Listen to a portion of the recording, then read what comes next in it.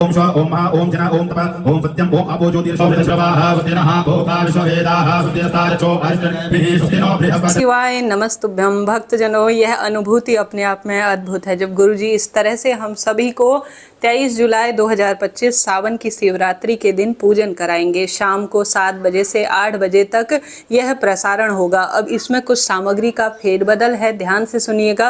वह कौन सी सामग्री है जो आप सभी को पहले ही अपने पास रख लेनी है। यह वीडियो आपने कई बार सुना होगा अन्य चैनलों पर, परंतु इसमें आपको विशेष जानकारी मिलेगी जिसमें नियम भी बताए जाएंगे ताकि आपकी शिवरात्रि पूजा संपन्न हो और विशेष आशीर्वाद आपको मिले। सबसे पहले आप सभी कोशिश करें शिवरात्रि के दिन आपको जो सामग्री की आपको व्यवस्था करनी है, जैसे बेलपत्र, फूल पत्ती वगैरह, आप एक दिन पहले ही, जैसे बेलपत्र पहले ही तोड़ लीजिए, नहीं तो आपको शिवरात्रि के दिन इसका दोष लग सकता है। आपने सुना भी होगा गुरुजी के मुख से कि शिवरात्रि हो या किसी विशेष तिथि पर बेलपत्र नहीं तोड़नी है। तो पहले ही चीज़ों की आप कुछ व्यवस्थाएं कर लीजिए ताकि आप शिवरात्रि पूजा संपन्न कर पाएं। यह जो कथा का सीधा प्रसारण गुरुजी प्रदीप मिश्रा जी के चैनल पर आएगा, साथ के साथ यह आस्था टीवी लाइव पर भी आएगा। साथ ही आप, मैं, हम सभी भक्तजन इस पूजा को करने के लिए बड़ी बेसब्री से तैयार हैं। इस आवाज़ को सुनते ही मन में सुंदर अनुभूति होती है और एक अलग ही तरह की शिव भक्ति हमारे जीवन में आती है। जो महादेव को अपने आराध्य रूप में जानते हैं, इस वीडियो को पूरा स्वरूप में सुनिएगा, तभी आपको श्रेष्ठ जानकारी मिलेगी। सामग्री आपने सुन ली होगी, समझ ली होगी, परंतु फिर भी महत्वपूर्ण जानकारियां हैं।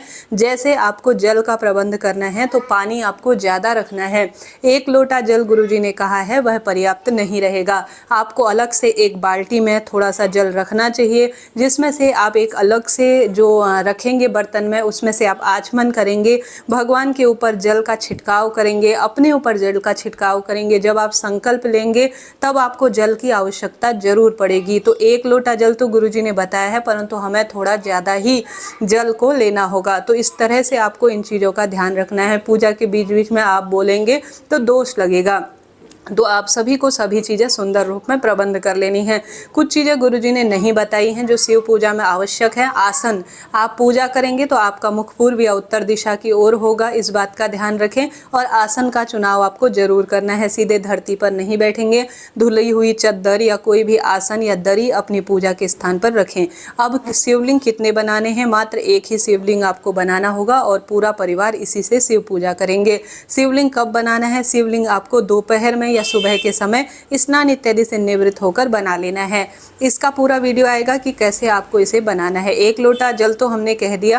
पार्थिव शिवलिंग जो है आप मिट्टी का कहीं से भी प्रबंध कर लीजिए। जैसे आप आज बेलपत्र पेड़ के नीचे की मिट्टी, पीपल, आंवला, बड़, एक तुलसी के अलावा किसी भी पेड़ की आप मिट्टी ले सकते हैं।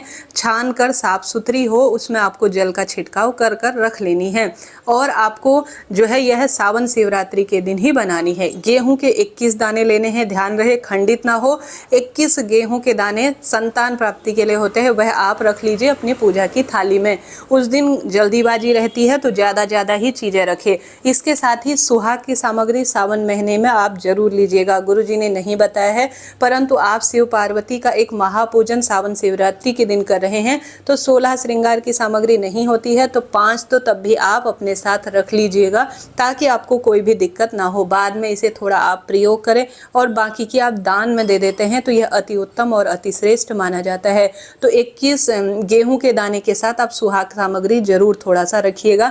माता गौरा को आप कैसे भूल सकते हैं? उनका ध्यान स्मरण करेंगे तो उनके लिए भी तो थोड़ा बहुत चीज़ें होनी चाहिए। तो चीज़ों को नोट करते हुए चलिएगा, कोई चीज़ छूट ना जाए। ऐसी सर्वश्रेष्ठ जानकारी आपको कम ही मिलेगी जो कि बहुत गहरी होती है। इसके बाद 5 कमल गट्टे, अर्थात जो कमल का पुष्प होता है उसके बीज बाजार में मिल जाते हैं। 5 कमल गट्टे आप लाइए और पूजा की थाली में रखें।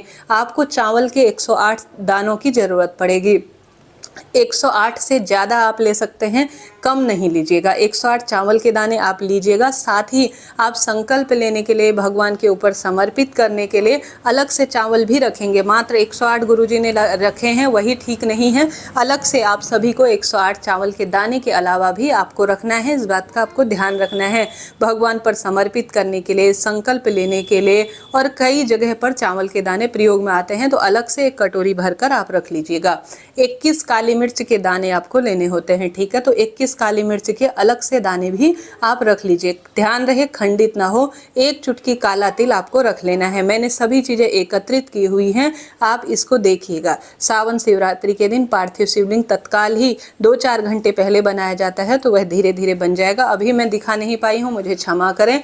1 धतूरे की आवश्यकता पड़ेगी, 1 से ज्यादा भी ले सकते हैं। 7 बेलपत्र की आवश्यकता पड़ेगी, जो कि गुरुजी द्वारा लिखाया गया है। 7 बेलपत्र के अलावा भी आप ले सकते हैं, ज्यादा इच्छा आपकी है। 7 समी के पत्तों की आवश्यकता पड़ने वाली है, तो 7 की संख्या में समी पत्ती ले लीजिए।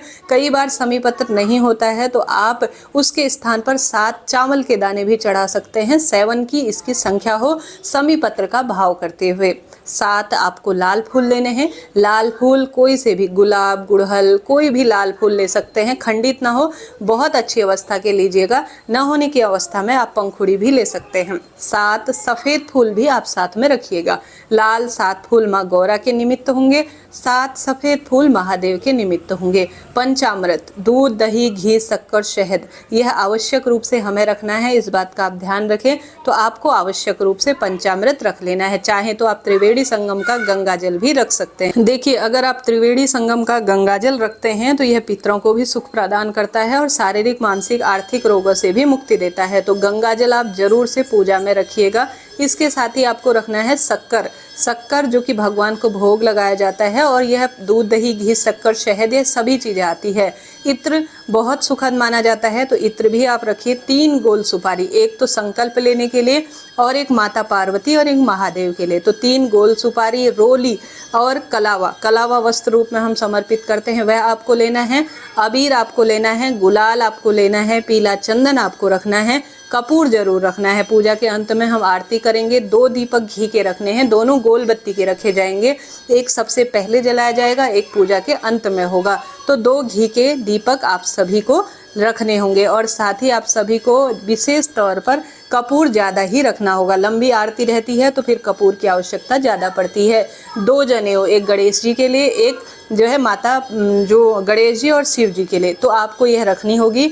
लौंग आपको रखना है, तांबुल जिसे कहा जाता है वह आपको रखे, इलायची, पान का पत्ता, 5 फल, कोई भी मौसमी 5 फल। मिठाई घर में बना सकते हैं, खीर बना सकते हैं। बाजार से तो अशुद्धता रहती है, कहीं ना कहीं हाथ लगते हैं, शुद्धता है तो आप रख सकते हैं। और धूप बत्ती, आपको इन सभी चीज़ों को पूजा की थाली में रखना है और पार्थिव शिवलिंग पूजन में आपको काम में लेना है। अब यहाँ पर आप महादेव की मूर्ति, प्रतिमा भी रख सकते हैं। पूजा के लिए चौकी रख सकते हैं, जिसमें आप पूजित करेंगे सभी देवी देवताओं को।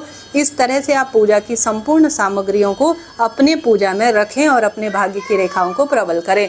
गणपति गजानन अलग से आप मिट्टी के बनाना चाहते हैं तो बना लीजिए, नहीं तो पर्याप्त रहेंगे। आप सभी की मूर्ति, प्रतिमा है और साथ ही उसमें गणपति और गौरी मैया विराजित है, तो नहीं तो आप मिट्टी के गौरी, गणेश और माता पार्वती तीनों को बनाते हैं तो अत्यधिक शुभ और श्रेष्ठ माना जाता है।